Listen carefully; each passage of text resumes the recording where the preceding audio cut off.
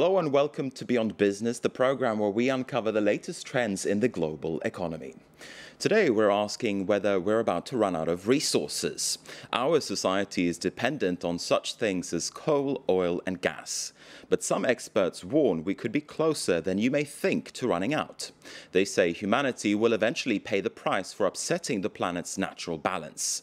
At the same time, other experts dismiss those warnings. They say human ingenuity will get us out of trouble and around any shortfalls in natural resources. Who's right and who's wrong? Well, you be the judge. If you take a close look at this chart, you can see that Earth is struggling. It shows there's too much farming, fishing and deforestation and too many carbon emissions. The red line represents the point at which the planet can cope. If nothing changes by 2050, we'll need 2 Earths and a half. The chart is the work of Virginie Resson and is in the French publication The Futures of the World Atlas. It's estimated the planet has a certain resource production capacity and a certain capacity to absorb waste.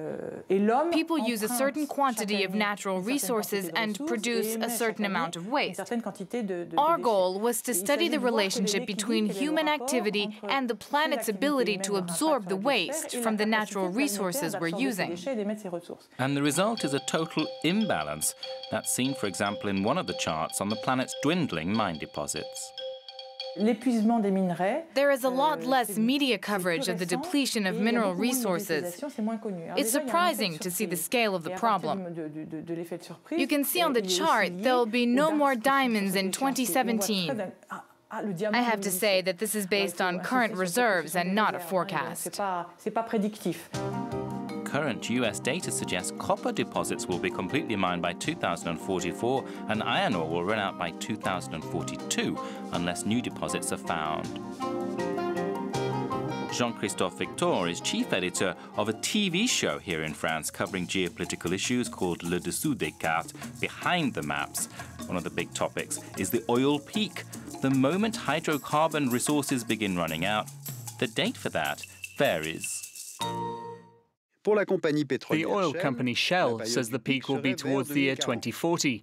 The ASPO, the Association for the Study for Peak Oil, the only independent body looking at the question, says the peak will be between 2010 and 2020.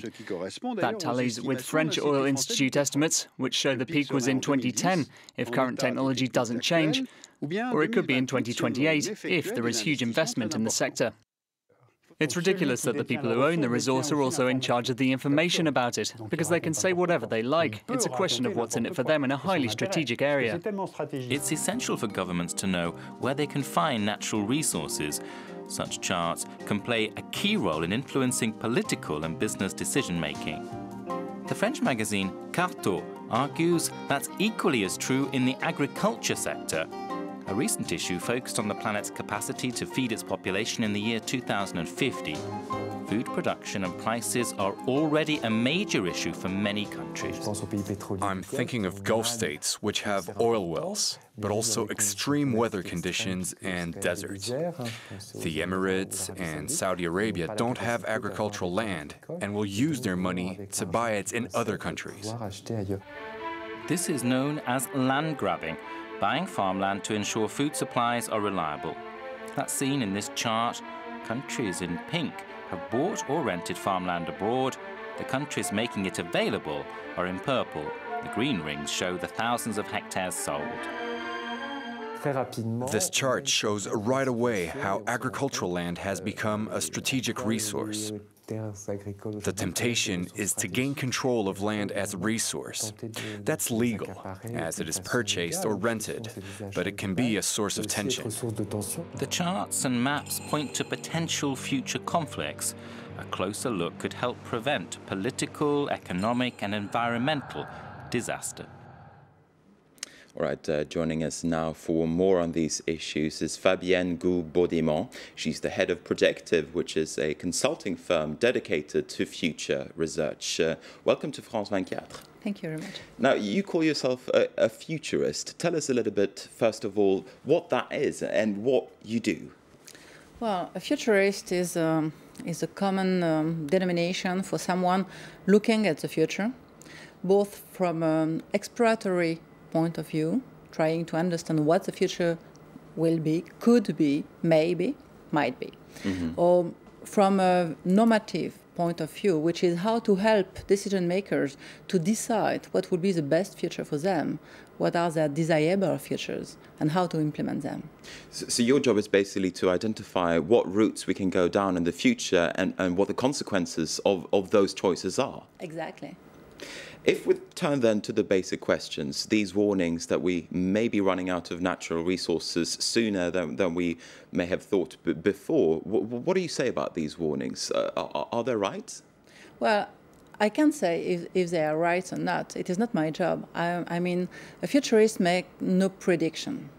So our job here is to understand, first of all, the reality of this depletion. Because in many cases, it's a media way of presenting things, but not really the real thing. So first we are assessing the real thing. We are making a diagnosis. Then we will try to understand if there is something that human can do or not. In most of the cases. And whether or not we need to take action. Yep, that's it, exactly. And right now it is absolutely clear that we can take action and we can act over this depletion.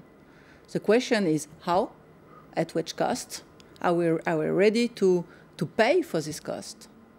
And what could be the alternative solutions to what we are doing right now? Would you say that the governments and companies, are they aware of all of this? The fact that we could be running out of resources, whenever that may be, if we're talking 10, 20, 30 years into the future? Yes, clearly. I mean, just from the government that they used to consult us, it's obvious that they are really aware of what is happening. The real question is, how can they act themselves considering the fact that they are elected? And this is the main problem.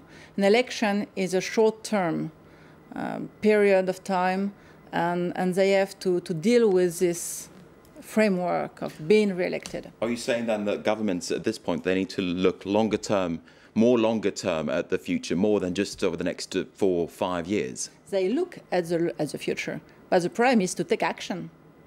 Because most of the time they would have to take an action that wouldn't be supported by the population. And so they wouldn't be re-elected. That's the point. Let's just go back to the basic question here for a moment, because we have had warnings, of course, as far back as in the 40s and 50s and 60s and 70s, that, for instance, that we're running out of oil. So far, we haven't run out of oil. What do you say about the basic problem there? That there is this dichotomy, first and foremost, of whether or not we are running out of resources? I think it is not a dichotomy per se. It is the fact that when the first predictions were made about running out of oil, it was according to a certain kind of technology and the price we were ready to pay to get this oil. Right now, we have new technologies, we have better ways to dig really deeper to get oil.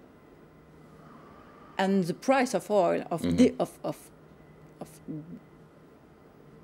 coal and... Yeah, and this kind of resources is really lower than what was expected before. That's the point, is that we have still a stock. The question is how to access the stock. That's the point. Many people say that these kind of issues and these kind of problems will be sorted out by the market. That, for instance, when a certain resource such as oil is becoming more and more rare, that the price of it will go up. Prices of oil, for instance, are coming up, and through that, consumers will be finding other resources that they can use instead, and therefore removing the problem at the source. What do you make of that? Is the market enough to take care of these issues for us? The market is not enough. We need the market to just to make people aware of the problem and to raise awareness about this kind of problem. And you are perfectly right. I mean, when people see the prices going up, suddenly they realize that they have to change the way they are doing things or using energy, for example. The problem is that the market itself cannot solve the question because you need fundamental research, you need radical innovation, and so you need a lot of money to invest in that field. And government plus corporations has to create really joint ventures to invest this amount of money we need to make a significant step ahead. Are we investing enough at this point? No, not at all. Absolutely not. It's very, very clear. We would need at least to develop our investments by at least 3 in Europe. What kind of sectors are we talking about there? Are we talking about the energy sector? Mainly energy sector. I was talking about that. Because if you look at solar energy, for example, which is clearly the energy of the future, whatever under the form of direct energy or of fusion, in both cases, you need massive investment in research. Now, you also work with the private sector. You advise companies. What concrete steps can they take at the moment, for instance, when it comes to the energy sector and from where they're going to get their energy in the future? Yeah. Right now, they have already made a lot to diminish their consumption of energy. This is clear. Now it depends on what type of cooperation we're talking about. If there are industrial companies, of course, they absorb or they need a lot more energy than services, for example. So we have to think about, right now, they don't think really, they just move their production in countries where energy is not as costly as it is in France, as expensive. All right. Unfortunately, we run out of time there. Fabienne Gou-Baudimont, thanks very much indeed for taking the time to speak to us today. You're welcome. And with that, we're going to wrap up the program. Thanks to you for watching.